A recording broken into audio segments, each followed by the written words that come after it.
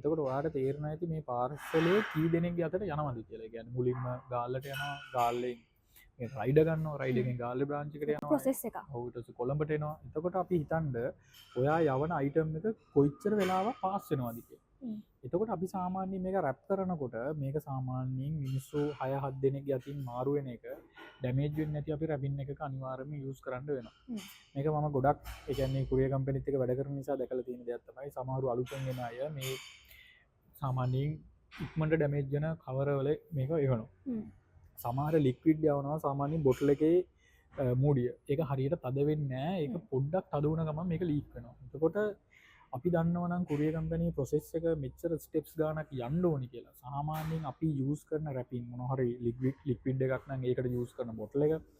එහෙම නැත්නම් අපි වෙන මොනවා හරි පාවිච්චි කරනවා නම් ඒකට යූස් කරන රැපින් එක ටිකක් සාමාන්‍යයෙන් හොඳ මට්ටමක රැපින් එකක් යූස් කරන්න ඕනේ. මොකද නැත්නම් මේක කස්ටමර් අතර යනකොට අනිවාර්යයෙන්ම ඩැමේජ් වෙනවා. ඒතර බොක්ස් එකක් හරි මොනවා හරි යූස් කරන්න පුළුවන් නම් තවත් හොඳයි.